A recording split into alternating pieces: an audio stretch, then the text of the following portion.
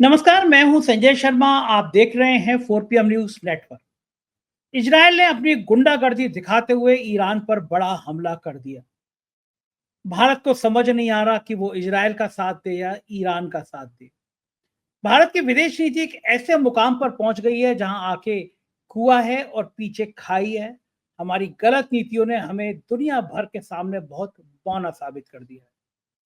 America, Iran, Israel, Pakistan, सबके बीच में हम कहीं पिस कर रह गए हैं। गलती कहाँ हुई? क्या मोदी जी का अहंकार उनको ले डूबा? गलत विदेश नीतियां उनको ले डूबी? नौकरशाहों के गलत फैसले ने नुकसान पहुंचा दिया या कुछ और है? आज इन तमाम सवालों के लिए मैं आज आपको उस शख्स के पास ले चल रहा हूं जिनको पत्रकारिता का विकिपीडिया कहा जाता है। पत्रकारिता का कोई सिद्धांत हो, चाहे प्रिंट मीडिया हो, रेडियो हो, दूरदर्शन हो, बड़ी बड़ी किताबों का लेखन हो, राज्यसभा टीवी, लोकसभा टीवी, उस शख्स ने एक इतिहास बनाया है। नाम है राजेश बादल जी। नाम आप सब जानते हैं। बहुत अनुभवी पत्रकार हैं और हर मामले में विशेषज्ञ हैं। आज का जो ये मैं बातचीत आपको सुनवा रहा हूँ, वो मैं दावा कर सकता हूँ आपके जीवन में एक नया आयाम इस दृष्टि से लाएगी कि विदेश नीति की ऐसी बातें आपने सुनी नहीं होंगी। मोदी बनाम इंदिरा गांधी का विमर्श आपने सुना नहीं होगा। मेरी आपसे रिक्वेस्ट है, ये पूरी बातचीत सुनेंगे तो आपको बहुत सारे नए आयाम देखने को मिलेंगे। चैनल को सब्सक्राइब करिए, ज्वाइन करिए। चलते हैं राजेश बादल जी के पास। 4 PM न्यूज नेटवर्क में स्वागत है राजेश जी आपका। इन दिनों भारत के अंदर और बाहर अलग अलग विषयों पे एक लंबी बहस जारी है। पाकिस्तान के साथ जो झड़पें हुई हमारी, उन झड़पों के बाद जो अमेरिका का व्यवहार हमारे साथ हुआ, जो अमेरिका का व्यवहार पाकिस्तान के साथ हुआ, उसने देश को चिंता में डाल दिया है। इन झड़पों से नुकसान किसको ज़्यादा हुआ, किसको कम हुआ, ये अब दिखने लगा है। दुनिया के सारे ताकतवर देश पाकिस्तान के साथ आके खड़े हो रहे हैं। मैं आपसे जानना चाहता हूँ, आपने वो दौर देखा है, कांग्रेस का दौर देखा है, आपने इंदिरा गांधी का इंटरव्यू किया है, आप उन पत्रकारों में से रहे हैं जिन्होंने इंदिरा गांधी का राजनीति को बहुत करीब से देखा है। हम लोग चूक कहाँ रहे हैं आखिर? ट्रम्प साहब हमारी इतनी बेइज्जती कर रहे हैं। अमेरिका के बड़े कार्यक्रम में पाकिस्तान के सेनाध्यक्ष को बुला रहे हैं, सम्मानित कर रहे हैं। रोज कोई दिन ऐसा नहीं जाता जब भारत का अपमान नहीं होता। हमारी विदेश नीति क्या खराब हो गई है? हमारे प्रधानमंत्री कमजोर हो गए? गलती कहाँ हो रही है? चूक कहाँ हो रही है? धन्यवाद संजय। देखिए,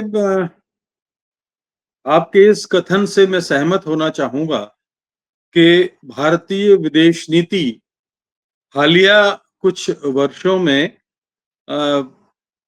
अजीब सी चुनौतियों का सामना कर रही है। आमतौर पर कोई देश विदेश नीति के मामले में बहुत ज्यादा समस्या या संकट उसमें नहीं आते।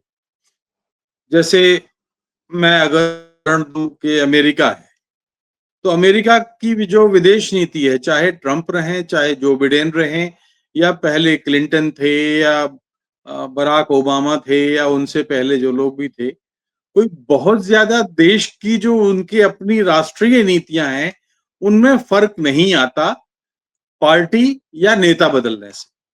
आप पाकिस्तान को देख लीजिए। पाकिस्तान की जो विदेश नीति है वो विदेश नीति बड़ी साफ है, भारत के खिलाफ है, फौज की हुकूमत है, चीन और अमेरिका के बीच में वो पलड़ा झूलता रहता है।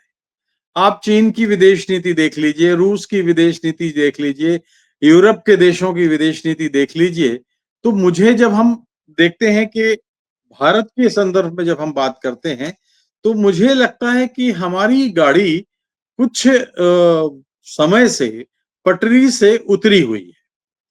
अब पटरी से उतरी हुई क्यों है?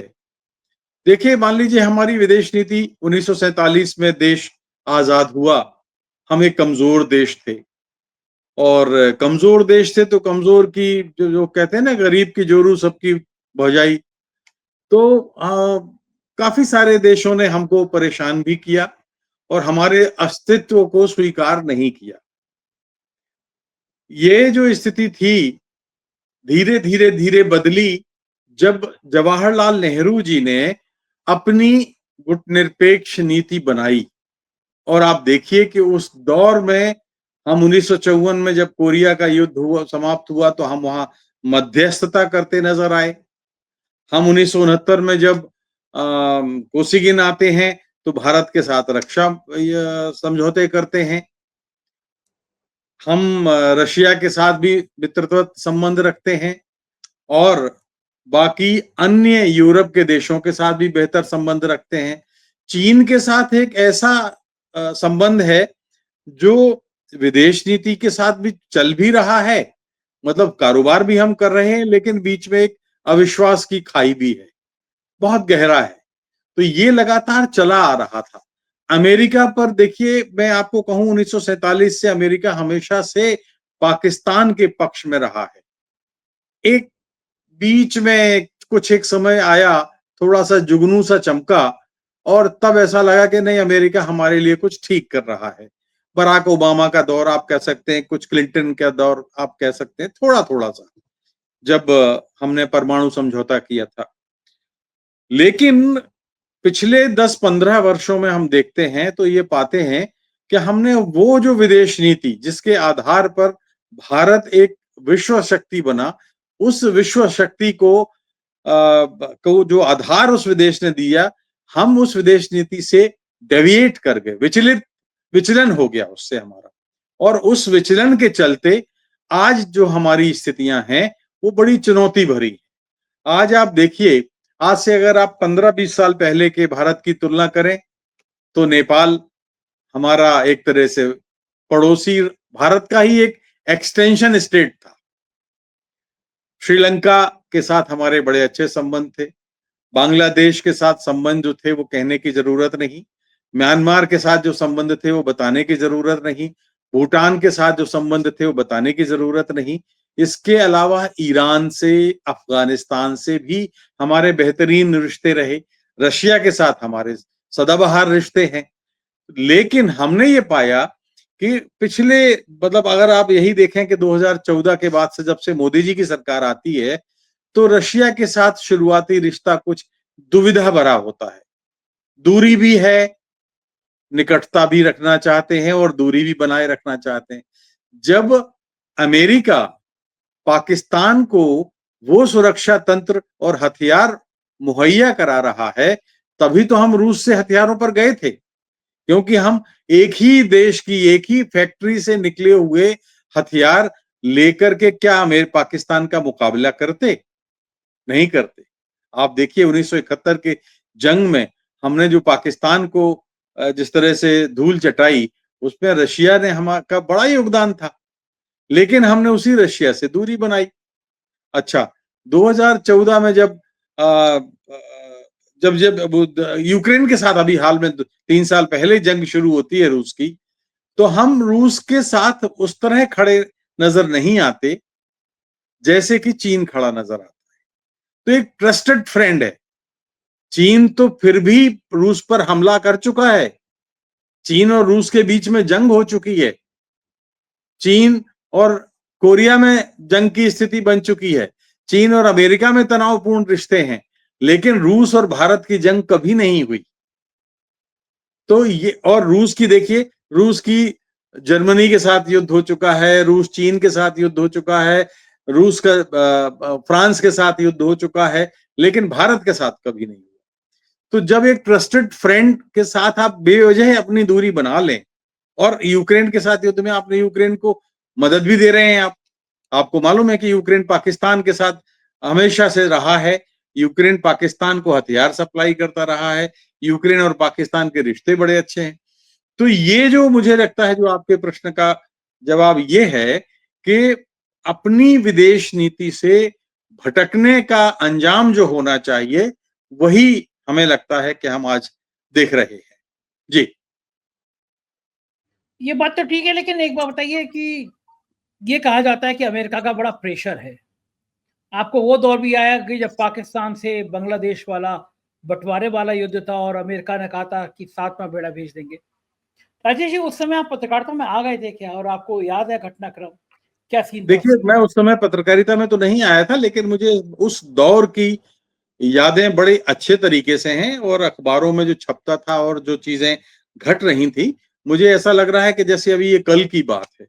1971 में जब जो बांग्लादेश की जंग हुई, तो लेकिन थोड़ा-सा इसका एक बैकग्राउंड और संदर्भ में आपको और बता दूं कि जब 1967-68 में चीन ने रूस पर हमला किया था, कुछ द्वीपों का कुछ मामला था, तो उस 8 महीने तक वो जंग चली थी और तब रूस के जो विदेश मंत्री और रक्षा मंत्री थे, वो भारत आए थे और भारत के साथ संधि की थी। तब जाकर के चीन पर एक नैतिक दबाव पड़ा, उसको लगा कि अगर ये भारत की सीमा और रूस की सीमाओं पर, दोनों सीमाओं पर क्या वो लड़ पाएगा? तो इसके बाद जो है उसने हमारा वो एक तरह से संधि हुई, हालांकि उसमें रूस का नुकसान हुआ था काफी और उसको अपने कुछ जमीन छोड़नी पड़ी थी, लेकिन जब 71 का युद्ध हुआ तो रूस ने इसका जो है हमको साथ दिया और एक तरह से उस उपकार का बदला चुकाया। बहुत सारे लोग इस कहानी को नहीं जानते कि रूस के पहले क्या हो चुका था 1969 में। तो इंदिरा गांधी की जो विदेश नीति थी वो वही नीति थी जो जवाहरलाल नेहरू के टाइम पर थी। इंदिरा गांधी ने जब मुझे याद है कि 71 का जब युद्ध चल रहा था तो अमेरिका के किसी दबाव को मानने से इनकार कर दिया था, बहुत साफ। और इसके बाद जब राजीव गांधी आए, राजीव गांधी ने वही सम्मान और वही इज्जत पाई अमेरिका में जो जवाहरलाल नेहरू को मिलती थी या किसी बराबरी के मुल्क को मिलती थी। तब वो नहीं था कि जैसे कि अभी मोदी जी गए और ट्रंप जो है उनको शिष्टाचार का पालन तक नहीं किया। ये एक अजीब सी बात थी। नरसिंह आप देखिए डॉक्टर मनमोहन सिंह के जमाने में आप देखिए क्या अमेरिका इज्जत करता था, यहां तक कि अटल बिहारी वाजपेयी तक की इज्जत करता था। जब कारगिल का युद्ध हुआ तो अटल बिहारी, हालांकि दबाव था, अमेरिका का दबाव था, लेकिन कारगिल के युद्ध के समय अटल बिहारी वाजपेयी ने साफ कर दिया था कि श्रीमान, इस बार पाकिस्तान को हम सबक सिखा के रहेंगे। लेकिन एक एक समानांतर एक बिंदु पर मैं आपका ध्यान आकर्षित करना चाहूंगा संजय जी, कि भारत में जब जब भी गैर कांग्रेसी सरकारें आती हैं तो वो एक तरह से पूंजीवादी लोकतंत्र की वकालत करती हैं और वो अमेरिका के साथ खड़ी नजर आती हैं। ये भारत का एक तरह से एक मैं कह सकता हूं कि ये परेशान करने वाली बात है भारतीय विदेश नीति में। जी। अच्छा, कारण क्या है कि हमारी विदेश नीति इस मुकाम तक क्यों पहुंच गई कि पाकिस्तान जैसा देश जिसको हम कीड़ा मकोड़ा मक्खी मच्छर इस तरह की भाषा बोलते थे कि अरे वो क्या है, कीड़ा मकोड़ा है, मक्खी मच्छर है, जब चाहेंगे चुटकी में बरतेंगे। लेकिन उस पाकिस्तान के संग टर्की, चीन, अमेरिका, रशिया सब इसके हमारी झड़प के बाद खड़े हो गए। सब वहां व्यापार करने लगे। हमारे साथ तो नेपाल और बांग्लादेश ऐसे हमारे पड़ोसी तक छोटे छोटे देश नहीं, कोई दुनिया का ऐसा देश नहीं जो खुल के इस समय लड़ाई में, इस झड़प में हमारे साथ उसने बात की हो। कारण क्या रहा, हमारी चूक कहाँ हुई, हमारी विदेश नीति कहाँ फेल हो गई? विदेश मंत्री का दोष है, प्रधानमंत्री का दोष है, सरकार की नीतियों का दोष है? आप चूंकि बहुत इंटेलेक्चुअल हैं, बहुत पढ़ते लिखते हैं, तो मैं देखिए, आपसे समझना चाहता हूँ ये बात। इसमें किसी व्यक्ति का दोष मैं नहीं कहूंगा, इसमें दोष जो हमारी विदेश नीति के नियामक हैं उन लोगों का दोष है कि उन्होंने दरअसल हमारी अपनी अतीत की घटनाओं से सबक नहीं लिया, हमारी विदेश नीति को छोड़कर। और अब इन दिनों जो हम देख रहे हैं कि जो, जैसे मान लीजिए जो भारतीय विदेश मंत्री हैं अभी, वो मूलतः ब्यूरोक्रेट हैं और ब्यूरोक्रेट नीति निर्धारक तत्व नहीं होता, नीतियां बनाने वाला तत्व नहीं होता। ब्यूरोक्रेट नीति बनाने वालों, जो कूटनीति करते हैं, जो राजनेता हैं, जो जो बड़े योग्य और काबिल राजनेता हैं, उनके नीति निर्देशों का पालन करता है, एग्जीक्यूट करता है। लेकिन यहां तो जयशंकर जी जिस तरह से विदेश मंत्री के रूप में एक आक्रामक विदेश नीति का जो परिचय दे रहे हैं, उसके चलते भारत थोड़ा सा अलग थलग पड़ा है। और अलग थलग इसलिए पड़ा है कि देखिए, बहुत प्रैक्टिकल सी बात है, दुनिया आज जहां जा रही है उसमें कोई आपको आगे बढ़ने क्यों देगा? आज अमेरिका अपने इतिहास के सबसे बड़े संकट से गुजर रहा है, कनाडा अपने एक अजीब से दौर से गुजर रहा है। नाटो एक अलग से अपनी अलग विरोधाभासी स्थितियों से गुजर रहा है। रूस अपनी अलग स्थितियों से गुजर रहा है यूक्रेन के साथ, और अब देखिए इजराइल और ईरान के जरिए उन्होंने खाड़ी देशों में, तो अब आने वाले दिन तो भारत के लिए और भी चुनौती भरे हैं, क्योंकि हमें ऊपर भी आना है, लेकिन हम अपनी विदेश नीति की जो आक्रामकता है वो नहीं छोड़ना चाहते। ये एक मेरी नजर में तो ये बात। दूसरी चीज ये है कि देखिए हम अमेरिका के कुछ इस तरह से पिछलग्गू हो गए। आपको याद है कुछ साल पहले तक जब अमेरिका के दबाव में आकर ईरान से हमने तेल खरीदना लगभग बंद कर दिया, और जबकि ईरान उस समय हमारा एक बड़ा तेल आपूर्ति करने वाला देश था, तो हम ईरान के साथ हमारे रिश्ते बहुत आज से नहीं हैं, सदियों पुराने हैं। ईरान के साथ आध्यात्मिक रिश्ते हैं, ईरान के साथ एक सांस्कृतिक रिश्ते हैं, ईरान के साथ हमारे चरित्रगत रिश्ते हैं। इतिहास को आप झुठला नहीं सकते। ईरान देखिए सऊदी अरब सुन्नी बाहुल्य मुल्क है और इसलिए पाकिस्तान के साथ उसकी बनती है, लेकिन ईरान शिया बाहुल्य मुल्क है और भारत में बड़ी आबादी शियाओं की रहती है। तो शियाओं के कारण भी ईरान की एक स्वाभाविक निकटता हमारे साथ थी। इस बात को इंदिरा गांधी पहचानती थी, और उन्होंने जो चाबहार बंदरगाह की जो बात होती है ना संजय जी, ये दरअसल 1969-70 की शुरुआत थी, आगाज तब का था। हमने अमेरिका के दबाव में आकर के चाबहार का काम ठंडा कर दिया, धीमा कर दिया। अब चाबहार से हम अफगानिस्तान को व्यापार कर सकते थे, अफगानिस्तान के रास्ते हम कई और जगहों पर व्यापार कर सकते थे, ईरान से कारोबार कर सकते थे, और सुरक्षा के नजरिए से जो चीन ने ग्वादर बंदरगाह बनाया है उसके पीछे से हम चाबहार बंदरगाह से उस पर नजर रख सकते थे। लेकिन अमेरिका के दबाव में आकर के हमने चाबहार धीमा किया, अमेरिका के दबाव में आकर ईरान से हमने तेल खरीदना बंद किया, ये अमेरिका के दबाव में आकर हमने कारोबार धीमा किया, जबकि जो कारोबार हमारा ईरान के साथ था बहुत ऐतिहासिक रूप से समृद्ध कारोबार था। तो अमेरिका के दबाव में हम आ गए। अब देखिए 12 बार पहलगाम की घटना के बाद जब जो घटनाक्रम हुआ, 11 या 12 बार ट्रंप ने जो है कहा कि मैंने युद्ध विराम कराया, मैंने समझौता कराया, लेकिन एक बार जब कहा गया तो विदेश मंत्रालय ने कहा गया, लेकिन माननीय प्रधानमंत्री जी अभी तक खामोश। तो अमेरिका के दबाव में क्यों आना चाहिए? क्योंकि अमेरिका तो 1947 से आज तक पाकिस्तान का समर्थक रहा है। आप कहेंगे तो हर दशक के हिसाब से मैं एक एक घटनाक्रम का बयान कर दूंगा। ये हम ट्रंप के धोखे में आए, ये एक और अब ट्रंप वही अपमानित कर रहा है। ये हमारी बड़ी चूक थी, भूल थी। आपको याद है ट्रंप के पहले कार्यकाल में ट्रंप साहब अपने एक दिन में कितने झूठ बोलते थे? 21 झूठ बोलते थे, 21। और एक अमेरिका के एक बड़े अखबार ने ट्रंप के झूठ का एक पुलंदा छापा था कई पन्नों में, उसके हिसाब से 27 से 28 हजार झूठ ट्रंप ने बोले थे। तो ऐसे झूठे, लोकतंत्र विरोधी, अधिनायक पसंद कारोबारी सेठ को क्या चाहिए? सिर्फ धन। उसे लोकतंत्र की चिंता है नहीं। अमेरिका का जो लोकतंत्र है वो पूंजीवादी लोकतंत्र है। हमारा लोकतंत्र पूंजी और लोकतंत्र में दुश्मनी है दरअसल संजय जी। हमारा लोकतंत्र एक आम आवाम के लिए है। तो ये फर्क है, और हम ये फर्क नहीं समझते हुए अमेरिका के करीब आए। अमेरिका हमारे करीब नहीं आया। आप देखिए छोटे से पनामा नाम के देश ने अमेरिका को आंखों में आंखें डाल के बात की। कनाडा में मार्क कार्नी जीते तो ट्रंप को कहा कि भाई श्रीमान ट्रंप आपका कोई लेना देना नहीं है। तो कनाडा जो पिछलग्गू देश रहा है उसने ऐसा बोला। नाटो के कितने देश छिटक गए। तो ये सारी जो चीजें हैं अमेरिका की के लिए तो बहुत बड़ा संकट है, लेकिन हम उसके प्रभाव में आ गए, ये हमारे लिए नुकसानदायक है। अच्छा राजेश जी, आपको क्या लगता है कि ये बातें जितनी आपने बताई, ये बातें मोदी जी को भी समझ आती होंगी या फिर उनके सलाहकार भी बताते ही होंगे, इतने काबिल सलाहकार होते हैं? तो कारण क्या है? क्या प्रेशर क्या है कि मोदी जी अमेरिका को कह नहीं पा रहे? हमारे हथकड़ी बेड़ी में लोग बांध के लोग आ रहे हैं, हमारे छात्रों को पीटा जा रहा है, हमें अपमानित किया जा रहा है।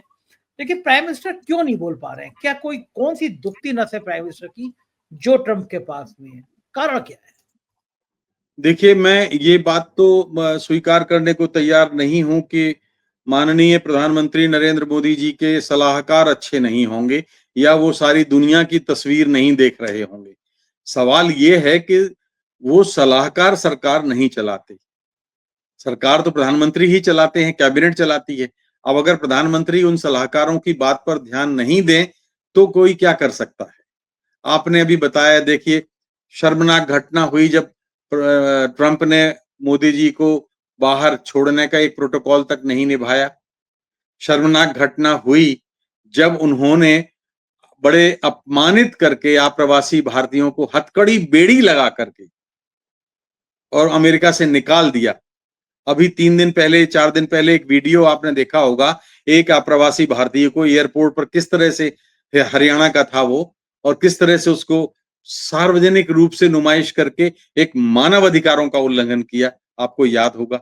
आप देखिए, अमेरिका में हर 10 दिन में एक अश्वेत मारा जाता है अमेरिकी पुलिस के हाथों।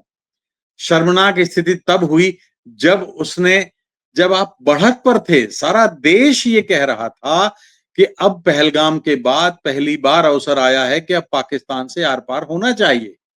देखिए, मैं बहुत स्पष्ट कर दूं कि जंग किसी मसले का हल नहीं है संजय जी। जंग अपने आप में एक समस्या है, तो जो समस्या हो वो किसी समस्या का समाधान नहीं हो सकता। लेकिन फिर भी मैं ये कहूंगा कि इस देश के 140 करोड़ लोग चाहते थे कि इस बार पाकिस्तान को आतंकवाद का समर्थन करने के लिए ऐसा सबक सिखाया जाए, ऐसी कमर तोड़ दी जाए कि कम से कम आने वाले दशकों तक वो हिम्मत ना कर सके। और अचानक आप युद्ध विराम कर देते हैं, तो भरोसा टूटता है, और जब भरोसा टूटता है तो देश की जनता दुखी होती है। हुआ यही है कि हम जो है उस वक्त पे हमने युद्ध विराम किया जब ये देश नहीं चाहता था। कश्ती डूबी, इसका गम न था, गम इस बात का था जहां कश्ती डूबी वहां पानी कम था। पानी कम था। सही बात, बिल्कुल जी। सही बात है। उसके बाद की एक तस्वीर और हुई कि हमारे सांसदों को भेजा गया कि दुनिया में जाइए, संदेश दीजिए, बताइए। हमारे सांसद वहाँ गाना गाते हुए, जाम छलकाते हुए नजर आए। लौट के आए तो प्रधानमंत्री जी इतने खुश होके उनसे मिल रहे थे। उस समय आपको याद होगा जब पहलगाम की घटना हुई थी, प्रधानमंत्री जी अपना सऊदी का दौरा छोड़कर आए थे और हमको लगा था पहलगाम पहुंचेंगे और सीधे बिहार पहुंच गए थे। और बिहार में उन्होंने कहा था कि ये जो आतंकी जिन्होंने हमारे साथियों को, हमारे परिवार के लोगों को मारा है, इनको 7 पीढ़ियों को नहीं छोड़ेंगे हम। ऐसा ऐसा सबक सिखाएंगे। उनको सपने से भी, उनकी कल्पना से भी ज्यादा बड़ी सजा मिलेगी। आज ये 4 बात आतंकियों का नाम ही नहीं लेता कोई। हमारे प्रधानमंत्री जी उन डेलीगेशन लौट के आए, हमसे इतने हंस के मिल के बात कर रहे थे जैसे हमने किला फतेह कर लिया। उन 4 आतंकियों को जमीन खा गई, आसमान निकल गया, इसकी चर्चा ही अब प्रधानमंत्री जी भूल गए। तो क्या देश को भूल जाना चाहिए उन 4 आतंकियों को? देखिए, मैंने कहा ना कि पहलगाम की घटना पहली बार भारत की आजादी के बाद से जम्मू कश्मीर में जब से आतंकवाद शुरू हुआ है, पर्यटकों को कभी इस तरह से नहीं मारा गया, और ना ही धार्मिक आधार पर उसको उनको इस तरह से सार्वजनिक रूप से सारी दुनिया में संदेश देने की कोशिश की गई। उसके पीछे तो चलो हम साजिश समझ सकते हैं कि पाकिस्तान ये चाहता था और ये जानता था, जिसमें वो कामयाब रहा, कि हम ताकत के बल पर, हथियारों के बल पर, फौज के बल पर भारत का मुकाबला नहीं कर सकते।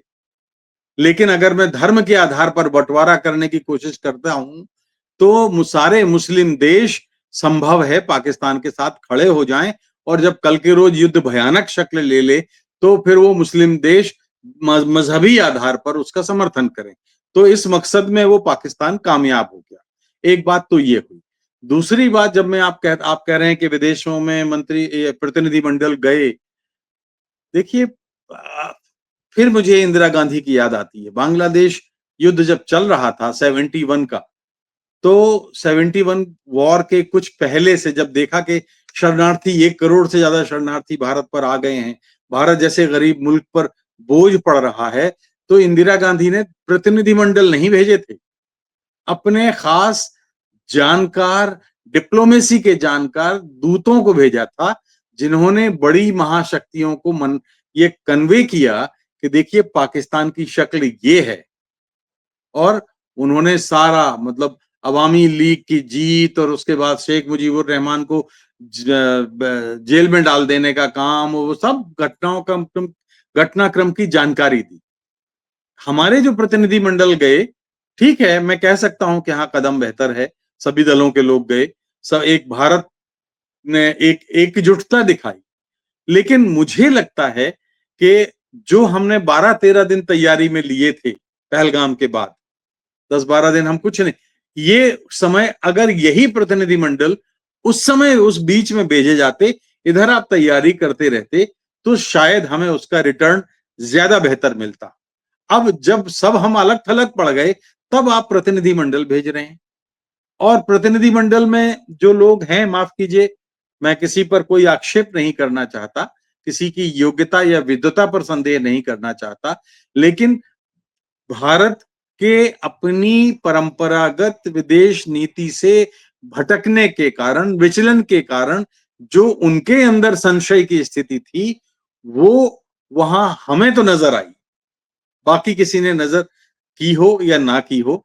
तो इसलिए मुझे लगता है कि शायद इन प्रतिनिधि मंडलों की का जो जो पर्पस था वो सर्व नहीं हो पाया, क्योंकि समय गलत था।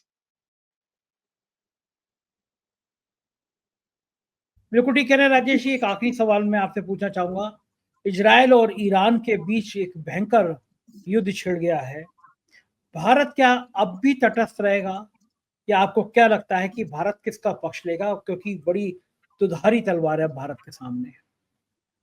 देखिए, मैं आपको कुछ उसको इस तरह से उत्तर दूंगा कि जब आप की गाड़ी पटरी से उतर जाती है, तो पटरी पर वापस लाने में बहुत मुश्किल होती है। अब गाड़ी आपकी विदेश नीति की पटरी से फिलहाल उतरी हुई है। आप ये बताइए, इजराइल से आप बहुत ही घातक रक्षा की तकनीक ले रहे हैं, पेगासस ले रहे हैं, इजराइल से आप बहुत सारी टेक्नोलॉजी ले रहे हैं, ईरान से आपके रिश्ते हैं, ईरान को आप छोड़ नहीं सकते हैं, इजराइल को आप छोड़ नहीं सकते हैं। तो ये भारतीय विदेश नीति के लिए बहुत ही कठिन और मैं अभी भी कहूंगा कि एक ऐसी स्थिति है जिसमें भारत चाहे तो, मैंने आपको अभी बताया था कि 1954 में कोरिया युद्ध में भारत की अध्यक्षता में आयोग बना था और उसने कामयाबी के साथ युद्ध विराम किया था। हम रूस यूक्रेन 3 साल से युद्ध चल रहा है, मोदी जी को भरपूर अवसर मिला था, रूस ने भी अवसर दिया था, लेकिन हम वो नहीं करा पाए। अब हम चाहें, क्योंकि इजराइल से हमारे बहुत अच्छे संबंध हैं, सारे मिडिल ईस्ट के बहुत सारे देश, अब इसलिए कि आपको मैं बताऊं कि एक जो पेट्रोल की जो स्थितियां हैं, तो जो कतर है, बहरीन है, या सऊदी है, ईरान है, रशिया है, हम जहां जहां से तेल लेते थे तो हमारे संबंध वहां से बहुत अच्छे हैं। लेकिन और उनमें से कई देशों में अमेरिका के फौजी अड्डे हैं। तो हमें अपने आर्थिक प्रभाव का इस्तेमाल नहीं करना चाहिए, मुझे लगता है हमें करना चाहिए, क्योंकि अमेरिका एक ऐसा चालाक बनिया है संजय जी, जो पर्दे के पीछे रह के लड़ाता है। एक कहावत हमारे यहाँ गांव में बोली जाती है कि दोनों तली में डालो तेल, तुम नाचो हम देखें खेल। तो ये हम नहीं कह सकते कि इजराइल के पीछे अमेरिका का हाथ नहीं है। आज नेतन्याहू ने मोदी जी से बात की, ट्रंप से बात करेंगे, लेकिन इजराइल ने हमला करने से पहले बता दिया था कि हम ईरान पर हमला करने जा रहे हैं। तो हमारे लिए जो स्थिति है बहुत ही ऐसी है संजय जी कि बहुत नाजुक है। हम ईरान का साथ हमें नहीं छोड़ना चाहिए। ईरान का साथ अगर हम छोड़ेंगे तो बहुत बड़ी गलती करेंगे। अब इजराइल से आपकी जो मित्रता है मोदी जी की, हमें कैसे भी हो इजराइल और ईरान को बातचीत की टेबल पर लाना पड़ेगा।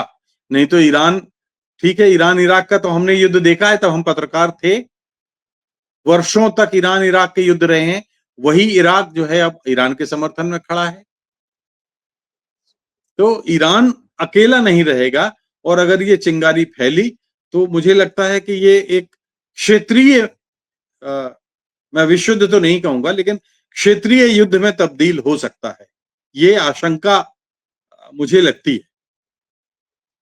बहुत बहुत शुक्रिया राजेश जी, आज आपने बहुत ज्यादा बढ़िया जानकारी दी हमारे दर्शकों के लिए। आभार, थैंक यू सर। ये थे राजेश बादल जी, और मैं दावा कर सकता हूं कि आपको ये पूरी बातचीत बेहद पसंद आई होगी। आपके प्यार भरे कमेंट का मुझे इंतजार रहेगा, कमेंट जरूर कीजिएगा। धन्यवाद, शुक्रिया।